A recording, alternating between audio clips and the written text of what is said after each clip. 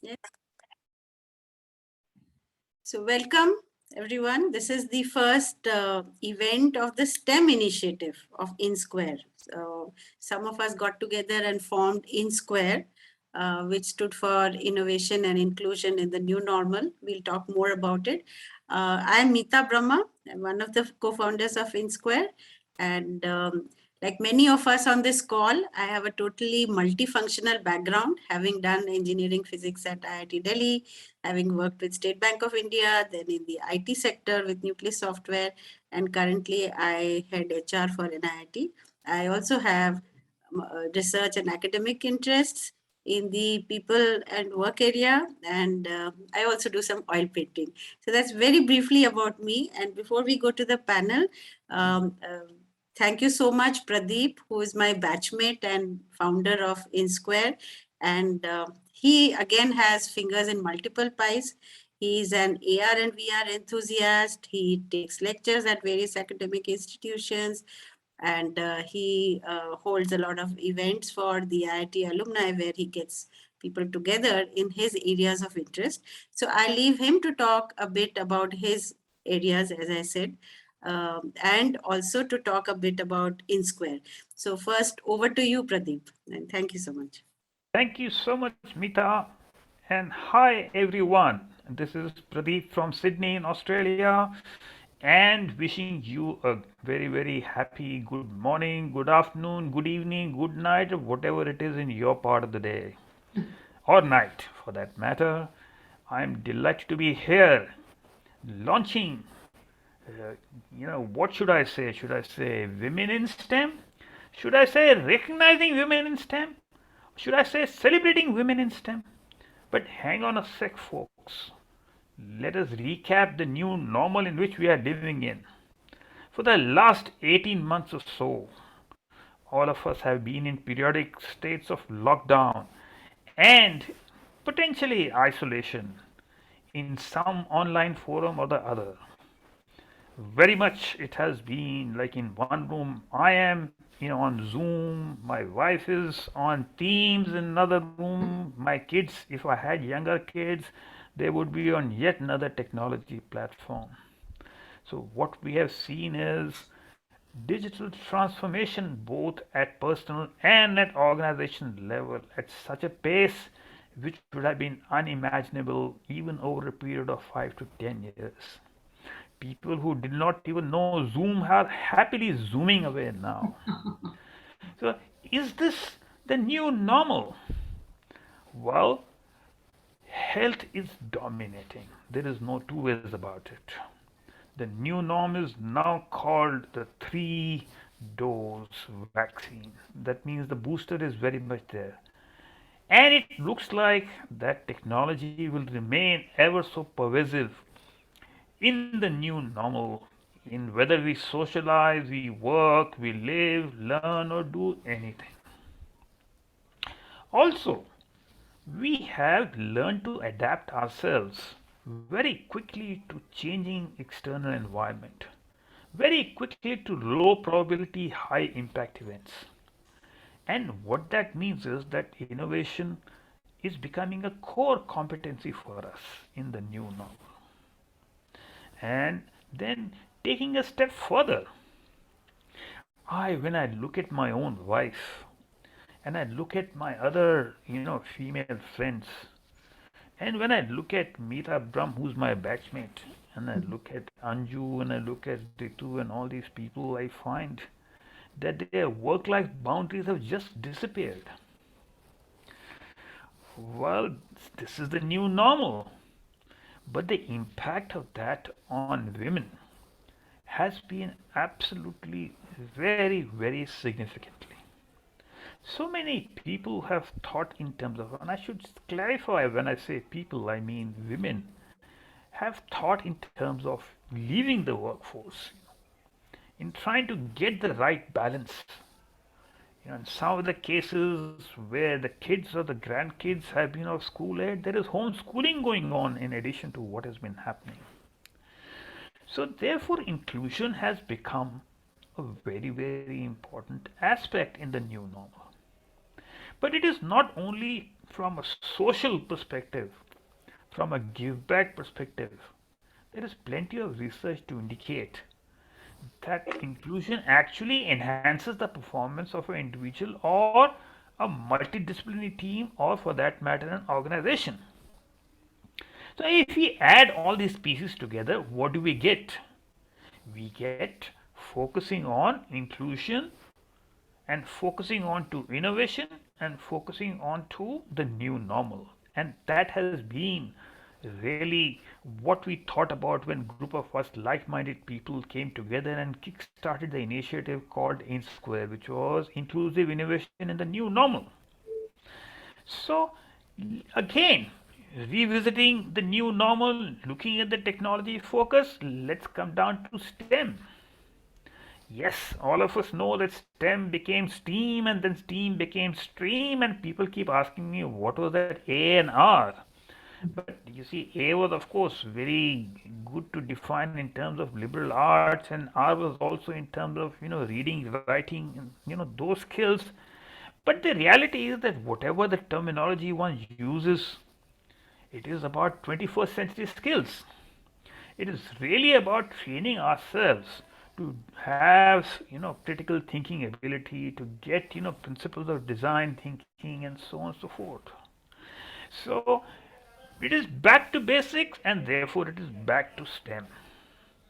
And from STEM perspective, and again when you link it back to inclusion, then that's how women in STEM comes about. So, wow, what do we need to do? Obviously, we need to encourage a higher level of participation of women in STEM, in education, in careers. But more importantly, we need to give visibility of the journeys that this wonderful ladies who've been leading the area, how they went about, what kind of challenges they came out, and let's celebrate that. With that, a little bit about myself. Yes, I am Mita Brahm's batchmate, 1977 BTech from IIT Delhi, and I can calculate my age also from those figures. But that part, I've been living in Australia for the last, what, how many? 31 years. And very, very heavily involved into emerging technologies and a lot of other things. So with that, I go back to Mita Brahm, and thank you very much, and I'm delighted to launch this session. Back to you, Mita. Thank you so much, Pradeep. So that's true. We are living in unprecedented times. And Pradeep, you talked about women in STEM, and whether it is in academia or it is in corporate or as entrepreneurs, we see that women do face special challenges across the world. Uh, as women, as a minority member, many of us have special experiences in their own organizations. So we have a very distinguished panel here. I will start, I think best to start in alphabetical order, and Professor Anitha, will start with you. Anitha is the head of the education program with the National Institute of Advanced Studies, and I talked of multifunctional backgrounds. Um, I think somebody will have to put it on mute.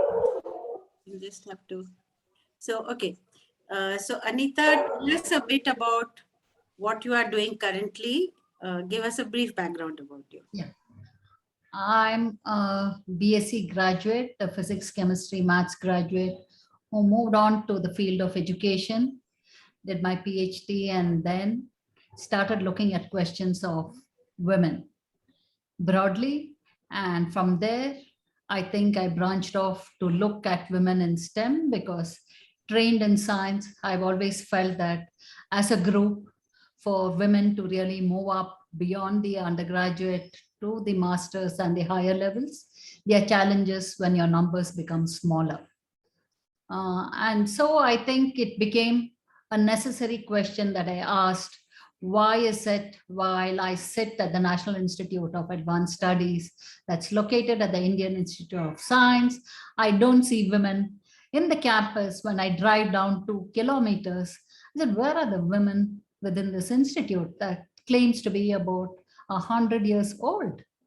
And that is when I started looking for numbers of women in the STEM discipline India struggled to put the numbers in the public domain. A big worry for me, and I think I have really contributed to saying that we need these numbers up as early as possible and as contemporary as possible in terms of numbers, and moved on to look at women in STEM with a framework that I, as a social scientist, am not studying women in STEM as a group, but I'd like to look at the questions of women in STEM in collaboration with the women in the STEM discipline, get the conversations going so that while I research and ask questions, I ask them in a way that the group understands it, and I'm able to look at how do we look at analyzing that data so that the conversation can be kept going and it is not stopped. So that's a large area of my work. I also work in the area of identification and mentoring the gifted and talented children, looking at Indian-based protocols for both identification and mentoring. So these two have been the broad areas of my work, while my interest in higher education remains, and looking at questions of leadership are issues that I engage with. Let me stop right here. Mita? Thank you. Thank you so much. I think we will need in-depth conversations with each of you later, but this is in fact the first of the events, as I said, where we will talk to all three of you. And now I will move on to Professor Anju, who I know is a fellow of the Royal Society of Chemistry. She was with Procter and Gamble, where she was the principal scientist. So over to you, Anju, to tell us about the current activities that you are engaged in. Thank you, Mita. And it's a pleasure to be here. And thank you for the invitation to be on the panel today. So I have had a very diverse career, and I'm really blessed to be sitting here and talking to everybody and sharing my experience. I come from India. I did my master's in chemistry from IIT Roorkee, so I'm probably the odd one out on the panel today. And I came to do my PhD in Cambridge University with the coveted Nehru Trust for Cambridge University Fellowship that I won in 1987. And I've been here in this country ever since. I did my postdoc in Cambridge, and then I was recruited to work in Procter & Gamble. So changing from academia into industry, that is something I wanted to always have a passion in, on having applied science where I had a direct impact to the world's consumers and people in the world. What I did in Procter & Gamble and why I sit here today is, you know, having joined a corporate organization in 1987, I saw P&G as a fantastic organization which always encouraged women to succeed. But I also saw lots of people coming in who needed a little bit more encouragement, and they always had the imposter syndrome or the parrot on the shoulder, as we talk about. And I was very blessed to have a lot of confidence in myself and my ability, and I wanted to share that with people. And I was actually one of the first leaders for women in innovation, and I ran the European arm for Procter & Gamble and helped mentor and sponsor lots of women succeed, particularly on the technical side. This is where my passion was. And since my retirement in April of this year, I have continued my journey on equality and equity and inclusion topics. I advised the Research Council in the UK, which is the Engineering and Physical Science Research Council. I also sit on many advisory boards on equality and inclusion. And I've recently been recruited by the Royal Society of Chemistry, along with my fellowship there, to run one of their biggest programs, but I continued my journey on equality and inclusion. I also am a professor at Durham University, and I am hoping to be more engaged in equality and inclusion topics there, and also at Birmingham University, where I hold a position of senior research fellow. And I'm here really to empower women that there is no boundary, there is no glass ceiling. Women can be empowered to achieve what they want, as long as they have the confidence in themselves, the support of the family and friends. And, you know, this is the world's your oyster. Please go for it. Thank you. Thank you so much. I think that's really inspiring. At the same time, you did say as long as, and we will come to those challenge areas and how you dealt with them. But first, over to Professor Ritu. And Professor Ritu is a faculty at Durham University, and she's also an entrepreneur. She's the founder director of a startup called Smart Biofilm Limited. And that is something, Ritu, you'll have to tell us about how do you juggle so many things, and what are the different things you're doing? Over to you, Ritu. Thank you, Anju. Hello. Hello, everybody. And thank you for inviting me to this panel. It's my pleasure to be with you and discuss with you some of my experiences and hurdles that I've faced. I am a professor in the physical chemistry section at Durham University. I was the first ethnic minority professor and the second female professor ever in the department. And that just tells you what the statistics are. The Royal Society of Chemistry shows that there are only 9% female professors in the country. So somewhere along the line, there is a leaky pipeline. So my interest in equality, diversity, and inclusion is where are the leaks in that leaky pipeline, and what can we do to address these? So besides my academic work, the other things that I do, yes, I'm involved in trying to set up a startup company, and that's been a fantastic journey so far. I've learned a lot of new things. So it's almost the reverse of what Anju has been doing, going from academia to industry. I'm trying to go from industry, from academia to industry.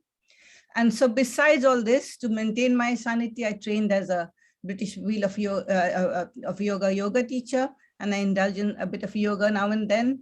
And I have a weekly yoga class, which keeps me sane. So I'll stop there, and then we'll continue the discussion further. Thank you. Thank you so much, Ritu. So now the first question, and we will come to each of you by turn, and I want to cover each of your journeys, is how you got started off on the STEM journey. We know that back when you started, there may have been some role models, or there may not have been. What were your inner drives? Who were the people who inspired you? How did you get started? What were the options, and how did you choose your own paths? So I think let's move in the same order. So first, over to you, Professor Anitha. Yeah, I'm not in the STEM discipline, and you can see that I started off at the undergraduate at STEM. So I think my heart and my training is STEM, in a sense that I know that the STEM group understands numbers. I got trained in social science, and we have little respect for numbers. So I just think that combination was a great strength I had in terms of trying to see how do I use both of them in ways in which I would get people to hear. So my entire attempt was driven by the question of equity and equality, and firmly believing that women will make a difference in whatever fields they are in. I firmly believe that women in the STEM made the difference. While I spoke to a large number of women scientists over a decade of work that I have done, their interesting journeys is something that has really kept me at the edge in terms of saying, yes, it can happen. Because I think sharing those interesting journeys and celebrating women's success was extremely important, rather than looking at why women are not there, looking at the downside of it and saying that women are not there because of reasons that was sort of accounted by in terms of the women's choice or because of a family. And I really wanted to break that framework. And I said, it's not understood as much as it needs to be understood, because I think it's a very complex journey, and it's extremely difficult for us to even look at patterns, because I think the entire field is changing. Perhaps the journey of each of the women scientists I know, if I talk to them 20 years back and I talk to them now, there is no way that I would have been able to set the trajectory of the next 20 years based on what I knew 20 years back. So I think that is an extremely important space that I'm in, and I really learn as I try and keep my conversations with the women scientists going. It has been a very exciting journey. Thank you. Actually, when Professor Anitha speaks to us, she throws so much data at us that sometimes we forget that you started off with social sciences with an interest in this area of women in STEM. Anything you want to say about your early research, that what got you started, or any people who inspired you at that time? I think the first research that I did was with Rohini Godbole, and it was a research that the Indian Academy of Sciences wanted us to do. And the fundamental question that drew us is, there are a large number of women who have been trained at the highest level, that is with the doctoral training, but you don't find them in academic institutions or in industries. Now, where are they? That was the question. And when we started off this research, I remember very clearly the first 2 years, just to trace and involve them in the research. I set a number of 100. It took me 2 years because a large number of women who dropped off after their PhD, many of them were not willing to talk to me. Many of them, I think they were points in their lives that they don't want to look back at. And it became extremely difficult because as a social scientist, I believe that if you do not want to participate in the research, it's important for me to respect that. And that meant that I had to go looking for more women. And it required me to get into several rounds of conversation to get the women onto this research. I think this was extremely a landmark report. Even today, it stands out in India. I don't think we have any study that has covered about 681 women scientists across the country. And just for comparison's sake, I also interviewed about 171 men scientists, and I had over 100 data points. While that report that is available on the website, both at NIAS and the Indian Academy of Science, has just a broad summary, I think there was a large amount of data points that was not really analyzed. But I think that opened the doors on several questions that became important for me, where I had to generate data on the qualitative front and then convert it into a quantitative scale. And so I think the journey to look at women in STEM in terms of impacting policy was not only to use the available quantitative data. I strongly believe the available quantitative data does not give you the story. So we had to generate qualitative data, convert that into quantitative forms, and then look at large surveys and give numbers. If you don't give numbers, the policymakers are not willing to look at it. But I think the report made a huge impact at the India level. And I think when you looked at taking women back into the STEM discipline, I think this report was discussed at the parliament level. And one of the biggest thing that happened was, while they looked at the women in STEM, the particular scheme that they had in DST, where women who had a break were called back to science, I think our report called for saying that you cannot give them an opportunity only for 5 years. That does not get women back into STEM. You need to keep them in STEM till they are productive. And so I said, your argument to tell me that they are large numbers and so I have to be fair does not really buy me. I say that if you want to reach a large numbers, your funding has to increase. You cannot say that I will sample 100 of them the first 5 years, and the next 5 years I'll give another 100 of them. It just does not work that way. I say that you have spent and trained them to the highest level, and if you're not able to make them and help them contribute to the productivity of the country, you can't even realize what you are actually losing. And it's so important that you realize this, and to speak about this at the policy circles would just mean that you should have numbers. If I talk, they will say, this is only one instance. I counter argue with them when they give me an instance and say, that is only one instance. Where are your numbers? You are asking me numbers. When you say that a woman has left the STEM discipline because of family reasons, I said, you're giving me your experience. But I can tell you how many women have managing their STEM discipline with families. So let us look. So you need numbers, you get your numbers, I will get my numbers. And so I think it became a conversation in those lines. And I think it has made a huge difference in terms of increasing numbers in the STEM discipline. Yeah. So on our platform, actually, we'd love to I will have another conversation with you where we see the trends and put up an article. I'm sure many of our people in our group will be interested. Okay, thank you so much. So now moving on to Professor Anju. So similarly, your journey, like you mentioned, you grew up in India. What made you, select the choices that you did? What were the influences in your life, and How did your journey in STEM get started? Thank you, Mita. So yeah, I think my journey has been pretty straightforward. I had my family is predominantly financiers, business executives, except for my two brothers. I have three older brothers. One of them is a very senior business executive. One is a medic consultant, and another one is a fighter pilot. So the later two are the only ones who studied science in my extended family. With all my aunts and uncles, they are senior lawyers in the Supreme Court and so on and so forth. But my parents always allowed me to study what I wanted to study. And I did very well in my high school, and I was toying with the idea whether I should do social sciences or I should be doing sciences. And my parents sat down, and my older brothers, they advised me saying, look, if you want to study social sciences, bit like Anitha, go into sciences. You can move to social sciences if you wish to later on. But then I got hooked into science, and I'm grateful that I did that. And then from there on, it has been pretty straightforward. I went to do my MSc, and then I applied to do a PhD. I could have done it in India, but I was very lucky.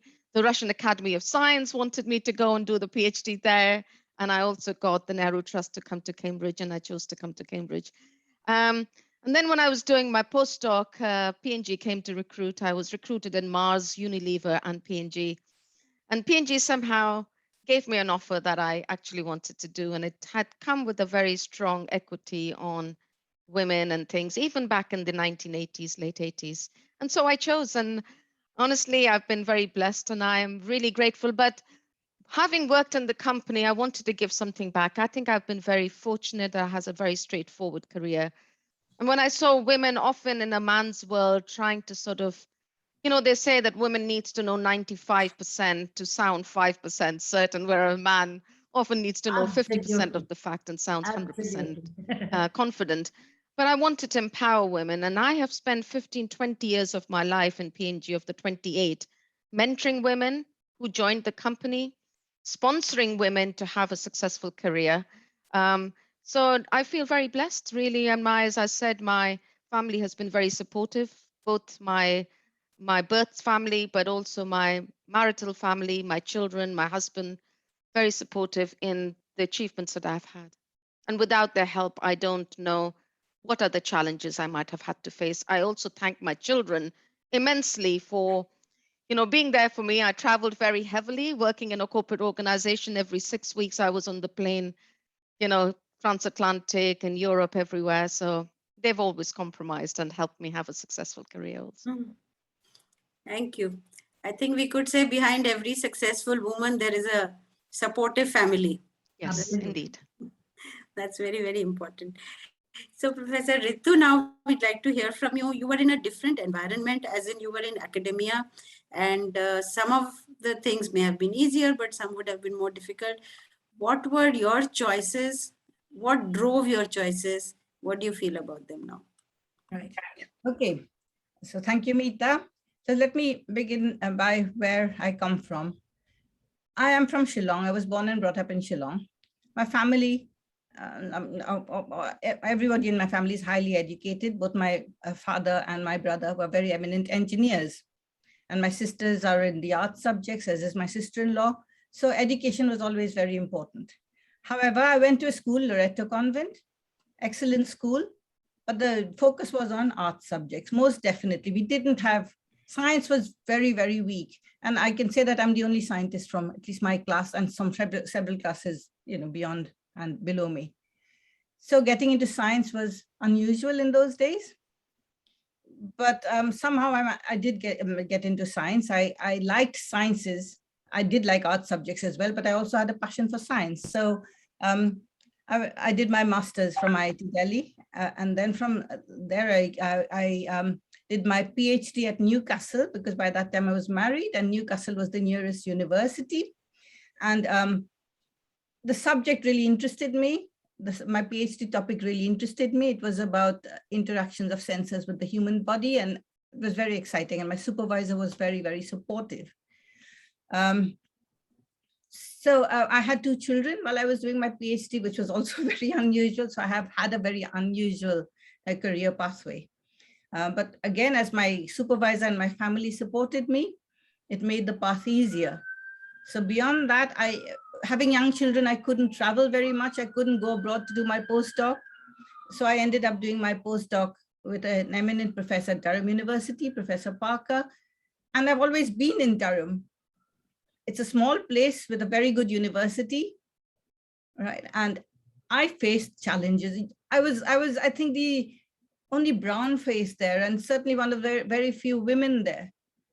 And just even to get the students to accept me and to get some of the staff to see me as an equal was really, really difficult, very uphill struggle. But somehow I managed, and maybe I'll tell you about these when with further questions, all these factors will come into light. I've been very heavily involved in equality, diversion, and inclusion matters. I've led the department to win an award in EDI matters. And then now I'm collaborating with the Royal Society of Chemistry, making a series of animations, which some of you have seen, which I hope will impact these issues and will help both the receiver and the giver to understand what the issues are. And as you know, I'm involved in a startup company as well. So that's been my journey so far. Yeah. Okay, so if you have any questions later on, I shall answer. Thank you. Thank you, Ritu. In fact, I would ask the audience, any questions you can keep putting. But now, just again, one more round, I want to reach out to each of you. Some of the common things I found, all of you have talked about the passion of your own area, that you loved science. And one common thing, of course, was also the supportive family environment. They believed in you that you could do it, and they supported you.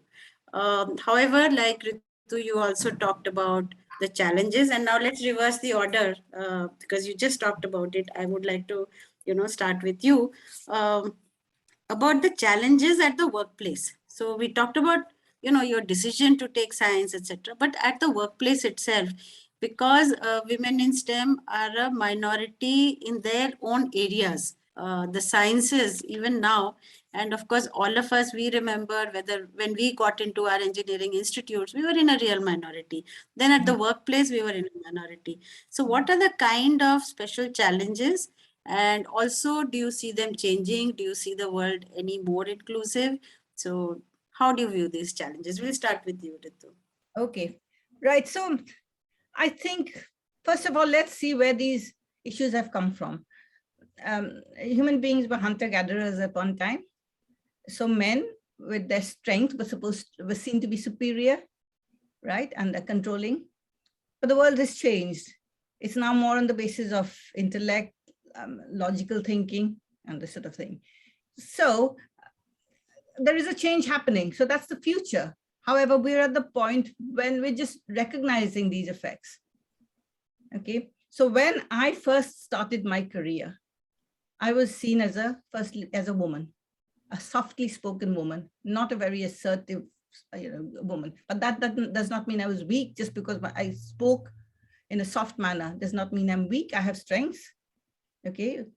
And then when I came to UK, in addition to being female, I was seen as being, Indian with an Indian accent. Right. So yes. Oh yeah. You cannot. How can you be one of us? You're not. So one of the challenges women face is to be treated equally, to be heard on an equal platform, to be given that platform, which most women aren't given. I'm pleased to say that is changing now, but certainly in the 80s, it wasn't like that. Even from the students, if they heard a slightly different accent, they were put off. And to see a brown face standing in front of them and lecturing was something that they were just not used to. Luckily, all that is changing, right? So those were some of the challenges I faced. Just being treated equally, being heard. Yeah, I guess that was the main challenge. Yeah. Yeah. Thank you. Thank you for sharing. Anju, tell us, I mean, you were in a corporate environment, and as you said, Procter and Gamble was very good in many ways, and you actually led the, innovation initiative also for women. However, the numbers would have been small. And so tell us a bit about those days, and also, like I asked Ritu also, whether you see things changing, how much, and so on. Yeah. Sure, thank you. Yes, absolutely. I mean, when I joined the company, there was not equal representation at all senior levels, and that was a recognized thing that came later on. At the start, when I first started, that was a thing that was there in the background. There were many reasons given that women take time off when they have maternity. Often they leave the STEM subjects, they focus on the family. But during my time over there, I have to give credit to the fantastic company leadership. They put lots of effort in encouraging women, nurturing women, and supporting them to flourish in their career, such that there was strong representation of women, even at very, very senior level. I'm talking board level. And when the leadership changed, their attitude, their awareness towards it, that just disseminated throughout the organization. That was what was an expectation from the whole organization, to change their mind, open their eyes to multicultural attitudes, to gender. All of those things became something that the corporation had to adopt and embrace. There were lots of training giving to people about lean in circle, women supporting women, women in innovation, to really understand, exactly as Anitha talks about, understanding what were the challenges. People were not willing to speak openly, but were able to talk to people like Anitha on a one-on-one interviews. We invested a lot of money for them to open up. And only through those interview sessions, people opened up and the corporation understood where the challenges were. Imposter syndrome, unconscious bias, gave training to men managers on this unconscious bias training, so that if a woman's saying, there might be a difference in style in the way she talks, but the content is the same, to learn how to accept those things. So absolutely right, the culture has changed, and now equality and inclusion is a business strategy. And without that, there is no money to be made. Women want their products to be at their level, advertising to be focused at that level. Everyday women, not the Naomi Campbell, not the supermodels coming to sell the product. It's people like us who are selling the product for people like us. It became a business strategy. You cannot live in the 20th century when the world is moving to the 21st century. And it's people like us who really spearheaded and wanted the voices of women heard, not just in outside world, inside the work career, so that they were bringing the authentic self. And not suddenly when they walked into the reception, they wore a different coat and a different jacket when they came in. They were themselves, their styles were embraced. And that is, I think, the success of a corporate organization. And it's not just P&G, it's many other corporate organizations who are now aware of it, leading that path, hoping that the small enterprises will adopt the same practices and then be successful in their businesses also. So I've been very lucky. Yeah. Thank you. And that's true. There is a big focus on D&I initiatives. Corporates track those metrics very, very seriously. So there is a change. So thank you. And that would be my question to Anitha, because you are a researcher. So apart from challenges at the workplace, do you see a significant difference? You talked about that, there would be a lot of pushback and you would throw the data at people. But in terms of the environment for the working woman, the kind of things she faces at the workplace, do you see a significant difference? And before you answer, kudos to all of you, by the way. You've all, carried on your journey with, facing so much. So, okay. Thank you, Anju. And now over to you, Anitha. Tell us a bit. Yeah. Let me just say one point. When I did my undergrad in physics, chemistry, maths, I joined a college that had only 22 girls in the entire college. And we were 2 girls in my class. And I knew by experience what it meant being part of a group when you're in a very small number. In fact, because the family allowed you to go or encouraged you and did not say you cannot go, I actually moved into the college, that college. So that was one experience that sat in my mind. What's the 22 girls out of a batch of? Out of a batch of 60. Okay. We were 2 girls out of a batch of 60. Girls out of, yeah. And that college now, I sit on their academic council, and now they have more girls than boys. Okay. And the vice chancellor is worried and he says he has to have reservation for boys. I said, you didn't think about it when the girls' numbers were small. But the moment the girls' numbers swelled, he said, we started off as a boys' college and as a boys' university. So I think to maintain the balance, it's very important that I have. So the cutoff for girls to get into those streams in that university is much higher than for boys to get into those streams. So the whole thing is completely reversed. And what my experience in this entire area of gender tells me is, when you have this sense of inequality that is experienced by the privileged group, who otherwise has always enjoyed being at an advantage, I think they are very quick to make corrections. And I don't really resent that. I said, it's fine. So you recognize what this, this inequality can make. And so that's something that I recognize. That apart, let me say what the current research that I've been doing in this area tells me. The research that I did with a lot of interviews with women scientists, one of the things that came out very clearly is, while the women scientists during the 60s and 70s, when they entered science, they were in small numbers. And most of them really did not think family was important, particularly when they got into academics. So the general younger girls always felt that if you had to excel in science and engineering, then family is not for you. It was not to say that there were no women who actually balanced family and work, but there was no study that basically brought the experience of those women to the fore, simply because those women did not have the time to make themselves visible. Between home and your work, that is all that they could do. They could not get onto platforms because they really did not have the kind of support systems that today we have, including technology, that has been a great advantage for a large number of women professionals, particularly women in the STEM discipline. So that's something that is that you see a changing trend. So I always say that when older women say that we have struggled and made it, let them also do it. I always say, why? We have struggled and made it because we did not have mentors. That does not mean if I can mentor my younger colleagues, tell them that these are things I think you need to pay attention to. Tell them that the conflicts that they are facing is something that is very normal. You need to resolve it and stay with the resolution and not revisit it every time, because that takes away energy. And it's so important that women do that. And these are things I think you need to tell younger women in terms of how they enter into a space that they are not familiar with. Today, I think the women scientists have the advantage of having some role models compared to many older scientists who had fewer role models.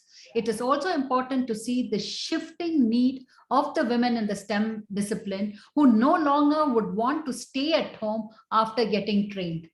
Today, women are extremely vocal and they say that, yes, if both of us cannot be employed based on our abilities, we will move to smaller towns, which was not the case maybe 3 decades back. I think this changing shifts that you see is a very encouraging sign. And I think institutions will be forced to really relook and understand that you need to reorient yourself and look at professionals within this space, professionals who also have other responsibilities, and not professionals who have perhaps the privilege of having home alone, or home only wives. So wives who were at home. So even the men struggle now, because no longer women are willing to run the home at the way they did maybe 3 decades before. Despite this, I think women still take the burden. And I think women use multiple strategies to sort of manage it, but I don't think we are just there. I still think we struggle. If we put out on a scale, I still think we take the burden of the home much more, and that weighs on us. But I think if we are working at it and we are trying to see that these equations shift at the home front, I think we are in the right direction, even if we are not right there. Yeah. Thank you for bringing this up. In fact, we have been asked that whether some of us women who've gone through the journey, you know, in what way can we advise the younger ones? Because sometimes you just need to, you know, stand a bit aside from the problem and look at it, and you get ideas. So we'll come to that, but I can see some hands up. So first Pradeep and then Yogesh. Pradeep, you want to ask something? So there were a couple of things, you see, because as I see it, and I must say that I have a jaundiced view because I'm mostly speaking from the corporate environment. It seems to be that yes, meeting diversity targets is a strategy. But I suppose the question which comes to my mind is that what about inclusion? Is inclusion happening? Are we really seeing that in practice? Just by saying that I'm going to have X number of females kind of a thing doesn't solve the problem. So that I would really look forward to some perspectives on that. Yeah, I would request Anju to, you know, give a response on that. Yeah. Absolutely. Yeah, Pradeep, the answer to that question is categorically yes. It is a corporate strategy, not just to just have numbers, equal women and equal men at the board level and at every level. The culture has changed, and culture is what drives inclusion. So, as I said, this has come from the leadership from top down, but bottom up. Women have become empowered. Women have the voices. They want inclusion to happen. The culture has changed. At least in the environments that I have experienced, women have an equal voice. There are lots of business policies in place that allow women to work flexible hours, to work shorter time, to work only school times. You know, all of those facilities have now become available such that women don't have to leave their careers when they have a family. They can pursue their career till retirement and beyond, whatever they want to do. So absolutely, categorically, yes. It's a strong, very strong point. Yeah, thank you. Yeah. Yeah, Ritu, go ahead. Yeah, I don't know, maybe that's in the corporate world, but certainly in academia, if you take time off, I know the facilities are there. It's a lot of rhetoric. It's there in place. You know, you get maternity leave, you get all these, but then there is a long-term impact on your career. If you take time off, if you're not seen to be working at the same level as someone who doesn't have any encumbrances, it impacts your career. Now it's up to management to try and address these issues. It's up to management to maybe have better childcare facilities in the workplace to enable women and men to progress in their careers. There's a lot of things. So a lot of it is still rhetoric, certainly in the academic area. It's not inclusion in the true sense. The culture is still not there. Yeah. It's still not there yet. Yeah, I would agree to what Anju is saying, but more importantly, I think I go back to the question raised that it is the leadership that matters. Yeah. I think when you're in academia and there's a change of leadership, I think it's extremely more important for women in the organization and in the university to re-strategize. And in that journey of re-strategizing, you may have the advances you have made, you may have really backtracked it to some extent, because with the new person, the entire road that you set for yourself to make sure that you are seen, you are visible, and you are respected would take you a longer way. But I think what is important for the women scientists is to recognize what will impact what you're working at in terms of making this not a mere rhetoric. And to give up is something that I think women really should not be looking at, because it's not something that you would get by just being at it. I think being at it and being at it and being at it 100 times, you would be able to see the change. It is your belief that you want the change to happen, and the belief that we have the responsibility to get the change happen is something that we will have to work through. And I think we have to completely have very new strategies, because all the strategies that we use, you will get a rhetoric response, like what Anju says, which will then not allow you to raise the question. So childcare, they will give you childcare, but if I'm not confident to leave my child within that childcare facility, the childcare does not make sense to me. So then what do you ask for?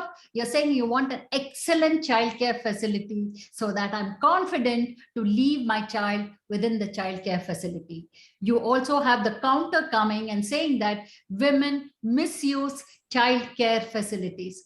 In India, that you have, that you can take a 2 years leave between 2 to 18. And they quote women who take these leave when the children are in the 10th grade. I said, don't quote one woman, don't quote 3 women and say that because of that, we want to remove a facility for which a large number of women have worked towards putting that into the policy. It is so easy by a stroke of pen to remove something that somebody has worked through over the years. So it's extremely important for us to really generate data and tell them it is not misused. It is used, it has helped women. So I think organizations will act only if there is pressure. They will not act just because you're asking it. So I think it becomes extremely important that you have to really build alliances, not only among women, but with men, and get them to really take this issue as a common issue. And while you do that at the organization front, it's also extremely important that you work with your gender equations at the home front. It is not something that you can forget, or it's not something that you can keep aside, because then I think you lose it. Thank you. I think very powerful points. The first point, it's like a sort of maturity level that I got, The first thing is just having those facilities, that there has to be pressure, and not all institutions and organizations have it. Some organizations would, but many and academia seems to be a little behind for the corporate environment for that. Second thing, like Anitha spoke on, the level of the facility and the support, because even if you have it, is it of such a level that the woman can work unhindered and without that worry and concern about the child, or is it just a rhetoric? And then there was another point Ritu raised, that apart from all this, even if you got all this support, it is the culture, and because otherwise you may be seen as not delivering as much at work, and even though you took care to have your balance, if the supportive culture is not there, which all 3 of you said really flows from the leadership, that is a very, very important factor. Nita, one more point I just want to say, what Anju had raised. It is extremely important to learn from the corporate field. I think they have ways, there are a lot of experience there where they have worked towards including women. Why is that the academic community refuses to learn from them? Whether it is flexible timing, whether it is working at hours, why is that I should work permanently and work so many hours to be productive? I think these are larger questions that academia have to revisit. You cannot say that that is the corporate culture, it doesn't work in academia. I think academia needs to reinvent itself. I think so academia is behind times a little bit. Absolutely. Yeah. So much behind time. Yeah, I mean, you see at the undergraduate level, the male-female ratio is almost the same. Yes. In sort of postgraduate level, you go up the career ladder and there's such a steep drop. There's such a steep drop down the crevice. What is the reason? It's because of undue, unnecessary pressures that are put. Yeah. I want to say that with India, that is not the case. We have close to 40% in the STEM discipline, 40% of them are women. Where are they highest levels? In the highest levels? Highest level, at the doctorate level, at the doctoral level. No, I mean further on at the professor or the no, at the faculty level, no, Anju. No, that's what I mean. That is the problem. Yeah. No, I mean at the highest level. Yeah, but Anitha is saying that there has been a difference in the postgraduate and doctorate levels. Yeah, here there is also postgraduate, doctorate level, there is equity, but you go up the career ladder and there is a steep drop. Absolutely. Yeah. So I'm glad there is a positive trend, but what I'm getting is that there is room for a lot of work. And when we started our group, we said we would connect, create a community, we would celebrate our journeys, but we also talked of advocacy. And that's what I'm getting, that this is one major area. So, okay, now I see Yogesh's hand up. Yogesh, go ahead. Thank you. Thank you. It's a wonderful conversation that I'm hearing. I'm curious to hear one thing from these women leaders. You know, my feeling is that when women reach the leadership position, they bring a wholesome leadership to their workplace and their organizations. So, what is your experience about women leadership? In the workplaces, in organizations, and how are they impacting the culture of these organizations? Yeah, go ahead. Any of you can start. I can kickstart, maybe add a little bit of perspective. I think a women leadership style is quite different. It's a very inclusive style. I think it's led with empathy and understanding of the people they are leading. It is a style that enables, it's leading from within versus leading from the front. And I think that, at least in my experience, that creates a collaborative team spirit that ultimately contributes a lot. Now, there is a lot of questions around whether that style is accepted and rewarded in all of the cultures. Maybe not. A leadership is often seen as somebody who's the flag bearer and leading from the front, really. So that is also a culture change, as I said, at least in corporate organization. They are starting to recognize the business result and the happiness and the well-being of the team is absolutely critical. It's not just business results. So I think there is a pervasive change in culture that's happening.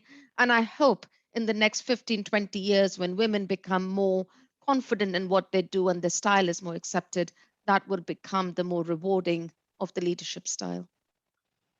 Yeah, I think my experience of women in leadership, there was a first female head of department, Professor Judith Howard. She was the first female head of department in our university in chemistry, but she chose not to have a family. That was her choice. That was a tremendous sacrifice to make so that she could progress in her career. However, she did encourage me. She did support me. But I think the world is changing. We now are going to appoint our first female vice chancellor. She's from Oxford. I don't know what her leadership is going to be like, but that's the first time. So that's a big change. So that's the future, right? But I would be very curious to know how these women in high positions balance their work and their life. Are they family orientated as well as career orientated, or have they had to sacrifice family life for the sake of the careers? Why can women not have both, just like men have had so far? What can we do to enable this true equality? Yeah, I think that is one area of research I have not covered, and I think I have to cover that, because my conversations with women in leadership, particularly in the STEM discipline, has been so varied that I just think there would be a huge insight. Perhaps I may not even see a pattern, but I think women bring with them a certain individual style, a certain way in which they actually operate that brings to fore the experiences and the strengths they have, given the backgrounds, whether it is home support or whether it is finding a mentor within organization, outside organization, or whether it is the network they have with women colleagues within their organization or outside. But I think that's a huge new area. And I think for India, that is extremely diverse with diverse kinds of universities. I'm saying I'm peg on, that is my next research journey, and I'll definitely be happy to share about it. I think I will put it out. I've been always thinking I have to peg that, because once I do that, I'm fairly happy that I have some semblance of what the women in the STEM are doing. And I think that would be something that I'd be able to bring back to you all maybe the next 3-4 years.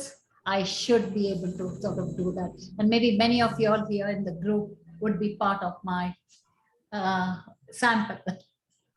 Wonderful. I think, in fact, I'll just put my number there because we have a WhatsApp group.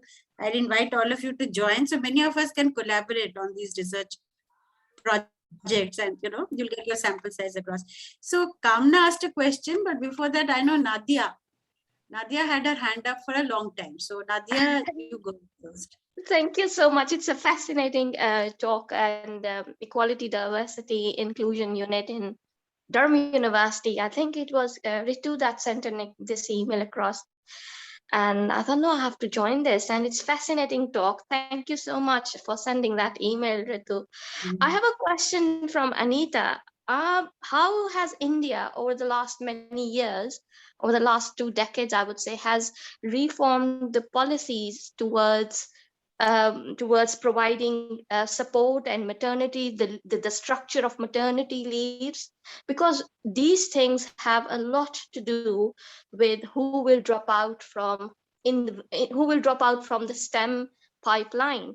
So because the child care support, which in England is now a state-funded support starting from 3 years and onwards, and time previous to these 3 years, women are given fully paid maternity leave. And this is across all the sector, not necessarily the woman has to come from academia. It's all women go through this process. And that has really given a real boost to women's participation in the workforce. So do you think India has adopted certain policies that have had any impact on the participation, or has any positive role to play to bring women back in the workforce, and specifically in the STEM area? Yeah, let me say that. One, I think in India, we have increased the maternity leave to 6 months, something that all institutions should give. And they've also included the childcare leave, where women can take leave up to 2 years when your children are in the age of 2 to 18 years. And that is something that they had given as part of the facility. The issue with women, and if you look at the other things, they have a program that the DST has been supporting for a long time. It has been over a decade of getting back women who have left science. And they have that scheme that is going. I think the scheme is good because the scheme is in place, but that scheme has not been evaluated. That has been another thing that I really want to evaluate. What has it done to the women who have left science and come back to science through that scheme? My informal conversations with many of these women had told me that they give them only one opportunity, and that is what I pegged on when I tried to push at the policy level based on that study, that you cannot say that you will give them only one chance. It's important that they're able to work there during their productive age so that they're able to do. So they have this particular scheme that they can apply for a project and they can move to the place where they want to move if the institution accepts them. So this thing has been very encouraging for a large number of women scientists who competitively apply for a project, but they can move it to the place and an institution which is of their convenience, so that they are able to sort of balance that with their family life. But I think the problems many of these women have is the institutions are not happy to keep them. So after that project, if the institution want to absorb them, the institution can do it. But many of these women who leave science and they get back to science have been always given a second-class treatment, both by men and by women within the institution. And I think this tussle is something that one needs to sort of resolve in terms of what is possible when you're looking at women who leave the STEM discipline. So this has been one of the larger issues that needs to be resolved in that, but that is one policy that they had put in place for getting back women into the STEM discipline. There are several fellowships that is available at the doctoral and postdoctoral level for women, and even in general fellowships women have been very good in terms of competing and being able to really take several of these fellowships. The problem we see is in terms of becoming fellows of the academies, the numbers have been small, but now I think women are realizing it and they're looking at the method or negotiating how they can be even nominated to these academies, which many of the women scientists did not even know the method through which, because this is actually a negotiation. It is not necessarily how good you are, but how you are also very well networked. So having people within the academies is one of the bigger issues, and having women leaders is an area that I think is something that India has to crack, and it has been difficult. But I think otherwise in some of the other areas, in terms of policy, India has been doing pretty well. But the problem is none of these policies are revisited and they are not redesigned to try and see if you have not achieved what you want to achieve through the policy, then I think it's the problem of the policy. And it's important you revisit your strategy because the strategy is problematic. So the outcome has to be the measure and not by just flagging off that we have this, policy of inclusion.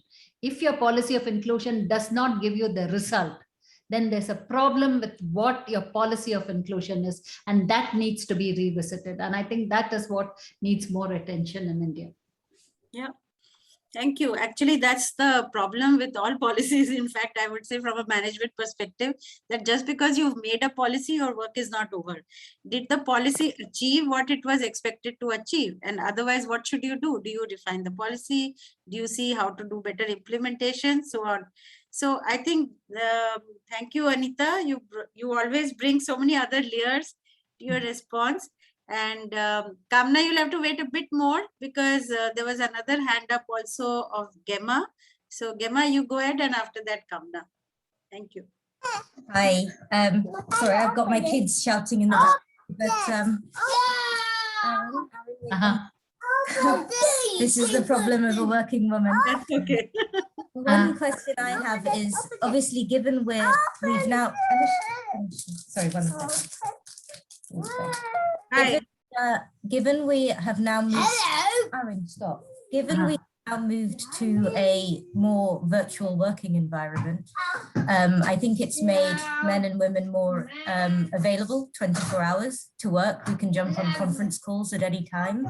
I'd be interested to get your views whether that has helped or hindered women in the working place. Whether it has helped or hindered women. Or hindered the women. Yeah, being always available virtually. Yeah. I think first from the panel, and then of course any of us also can pitch in. But first from the panel, Anju, would you want to answer? It's a difficult one, really, isn't it? I think I don't know what's a right and wrong answer, Gemma, really, to be honest. You know, it's when you have very young children, there's no dividing between work and home life. And it's a 24/7 connection with work. So it must be a big challenge, really. And I know I really sympathize with parents of young children who were doing school education in the lockdown and working and juggling home life and work life. So hats off to, you know, young parents of young children. So I really applaud you. It is a difficult one. I don't know how women must be coping with it. I have no experience in it. My children are all grown up. So what I hear from my colleagues with young children, they have really suffered. And I think managers have become sympathetic and tuned to being aware of these challenges. And I'm hoping that the organizations are responsive to it and giving credit to women for juggling two hats, you know, one with the family life and educating children and one with the corporate life or professional life. But the institutions are aware of the challenge. So that's all I can say is, you know, there is an awareness that there's a challenge. And I'm hoping that the men are also taking the fair share of family responsibility in this difficult time to share the load, as it were, really. So I would like to also pitch in because I head HR for NIIT, which is a learning solutions company. And we have a young workforce. Many of them are young parents. And what we see is, it's a mixed answer, like Anju said, that there are some who enjoy the flexibility because, especially traffic on Indian roads, they would spend so much time going to office and going back. So yes, some amount of managing the routine without those fixed hours, having some flexibility in terms of timing, that has helped. However, what has happened is that the work has sort of invaded the work house, and the home was not really equipped in terms of space, having soundproof spaces, or having a proper office desk or chair, or even the space to keep it. Many Indian houses are small, especially for young parents. So we, from our organization, for example, when we picked up these concerns, we actually helped NIITians with a proper desk and chair, because we said, if you're going to sit for those long hours, because previously at home you would sit for maybe half an hour at a time or something, doing your mail or reading something. But now you're sitting the whole day, so it has to be a properly designed workplace. So actually we did make that possible. But I'm just saying that obviously all organizations wouldn't be able to do it.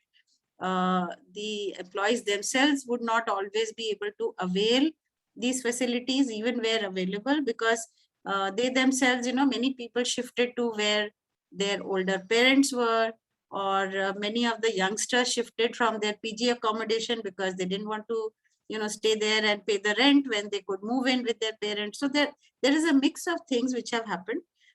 There is a large amount of data I have, therefore, as to how people were behaving and what were their concerns as the COVID situation evolved.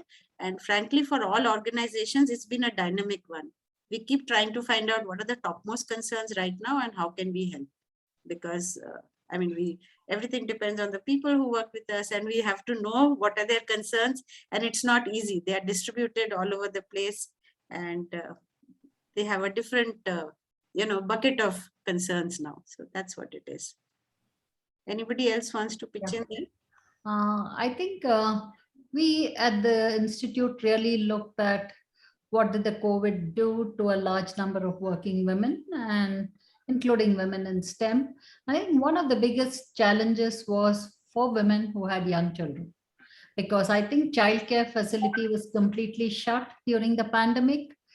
Indian women in STEM or women professionals basically would look at help from the extended family, which was not possible because parents were old and they had to be careful about that. And so I think it really took a toll on a large number of young women professionals who had to do this balance. And organizations broadly felt that holding on to the lines of work timings never really stuck on. And I think that sensitivity was less, simply because organizations in India are not used to having people working from home. So I think it has been for them also a learning phase.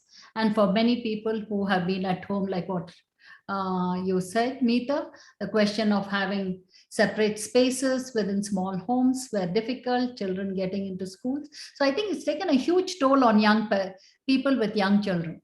And I think for all women professionals, it is at the stage when children are young, which hits you the most.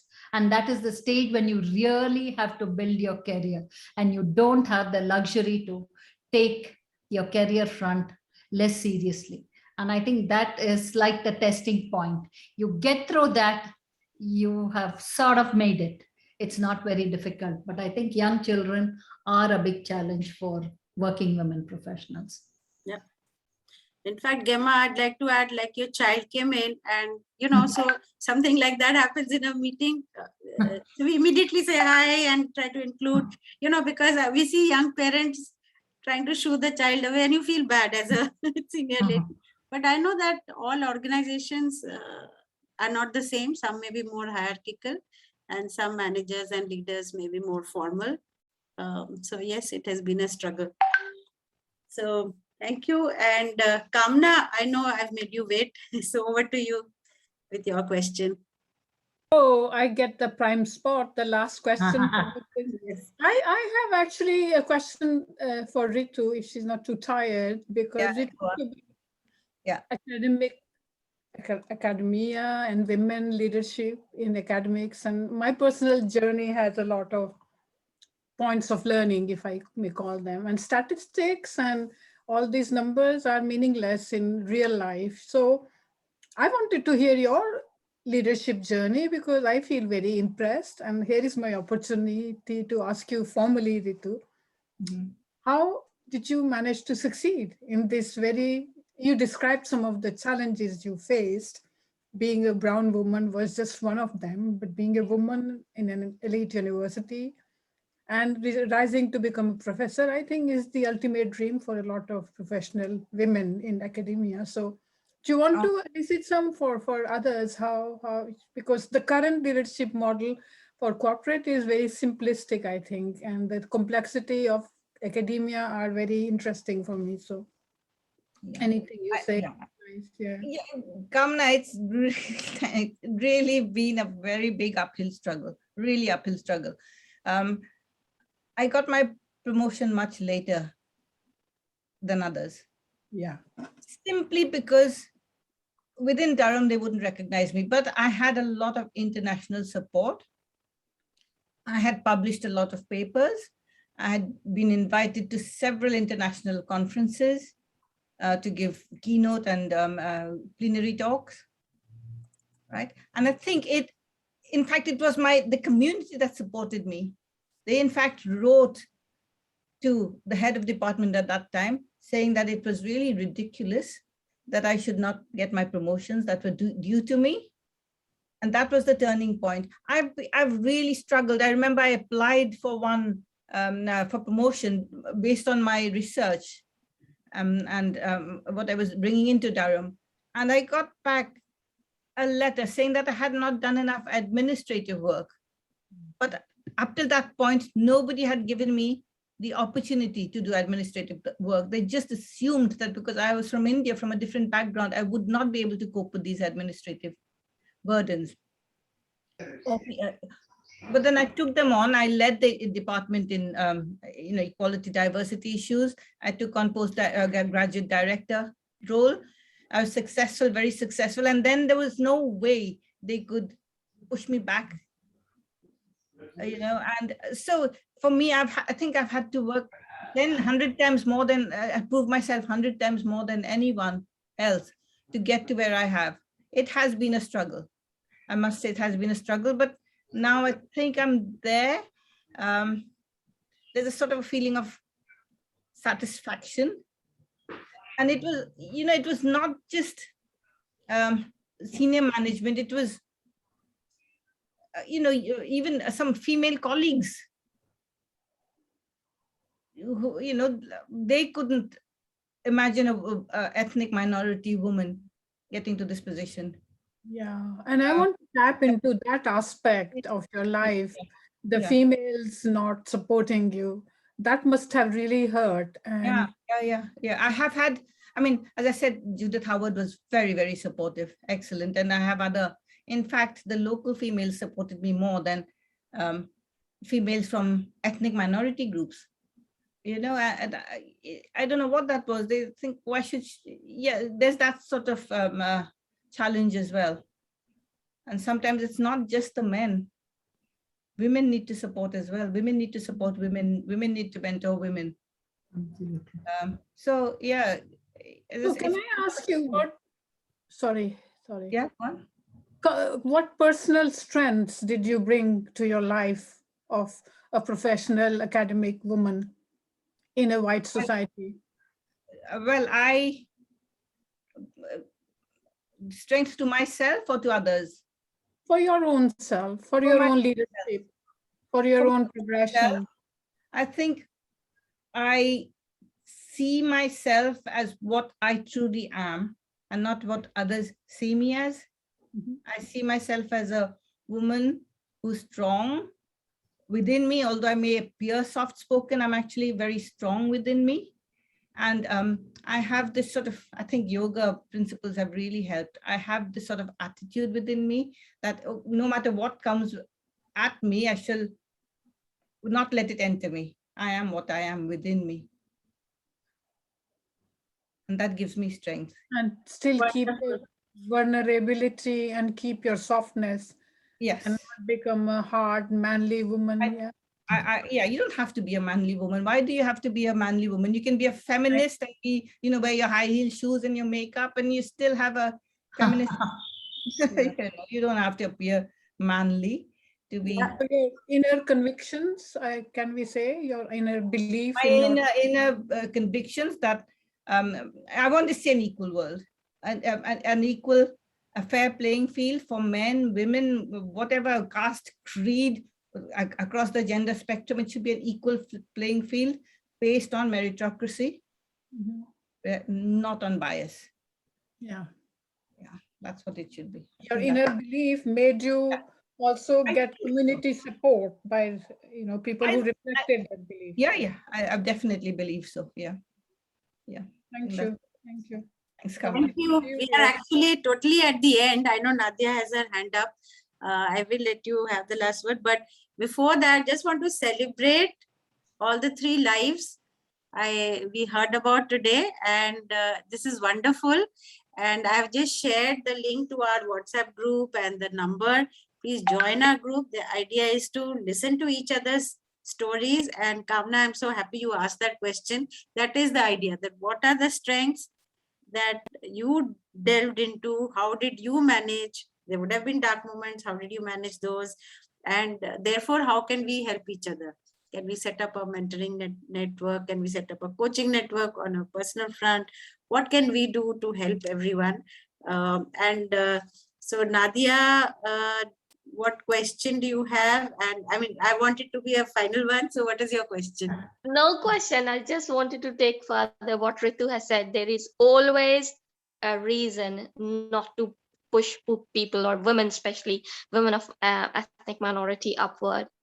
Their profiles, their achievements, their research, it's fantastic. There will be a little thing. Oh, you haven't done enough teaching this year.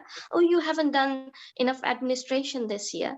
And it is always a kind of a petty reason that has nothing to do with science, that has nothing to do with research, with your contribution. And that they make it a reason, oh, you can't be upward or moving towards. And in England, I have been through transitions 5 times. 5 times self-nomination, department never promoted or supported my case. I always had to do self-nominate myself, going through a larger panel, much more rigorous way. So I just want to add what Ritu has said, that this is exactly my experience. I'm not a professor yet, but my profile is much better than many professors at Durham University. I have several funding grants, many papers. Within a year I publish. I'm a prolific researcher and I publish very much. So yeah, I just wanted to say, and I would love to hear a last word. So don't count me as my last word, please. Okay, so one line from each of the panelists. And before you guys start, just want to say that, like I said, this is to celebrate your journeys, and every little challenge that you overcame and every little step that you took actually makes it easier for future, teams of women. And so congratulations and kudos to all of you. So any words that you would like to, say as while we wrap up this particular session? I do look forward to more conversations with each of you. So Yeah, for me, it will just be, be confident, have self-belief, support each other, as we were just talking of women supporting women. But more importantly, we need men to become allies for women, to nurture them and support them in their career journey.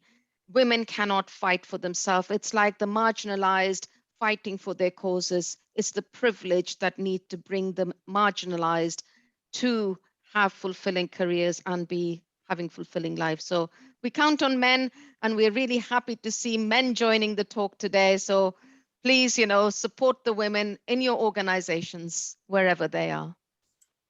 Thank you. Anitha? You're on mute, Anitha. Anitha, you're on mute. It has been a great learning. I always feel when I'm in conversation with women scientists, with each one of you, even the 5 minutes, there's something that I can take off. I'd like to say, believe in yourself, never give up. Nobody can stop you. You will reach where you want to reach. And I think support is something that we have to work towards. And I'm sure that we have to try and get the support of people. It is left to us to try and take people along to give us the support. And I would agree to what you say. We have to work with men. We can't leave them. They have to take our cause not for our sake, but for their sake and for the sake of science. And so it's very important that they become part of the journey. And it's been lovely to be here this evening. I really don't feel bad taking off this time, despite being with family. It's been a great learning. It's been a great hour for me. Thank you so much. Thank you. Thank you. Yeah. Ritu? Yeah, okay, last words. I think it's very important for senior management to realize that they need contributions from men, women, whatever diverse backgrounds people come from. They need their expertise, their diverse expertise, their contributions for their own sake, for the benefit of the institute that they're working for.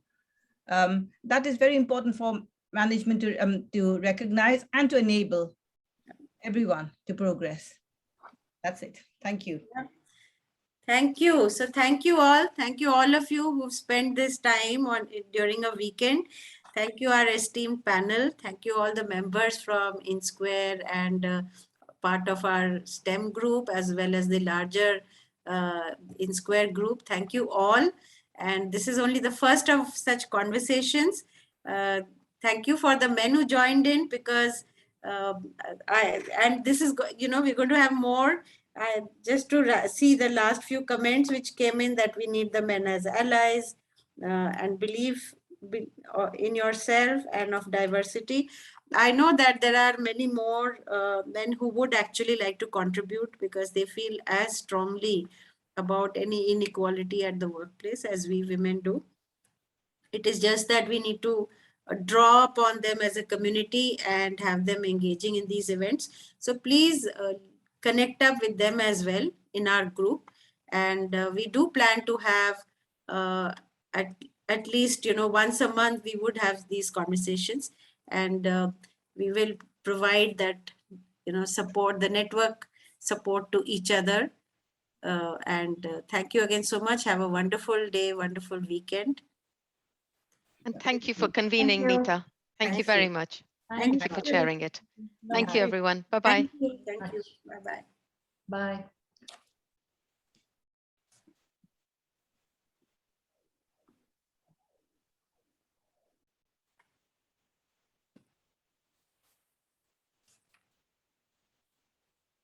Thanks, Yogesh. Really good. You're on mute.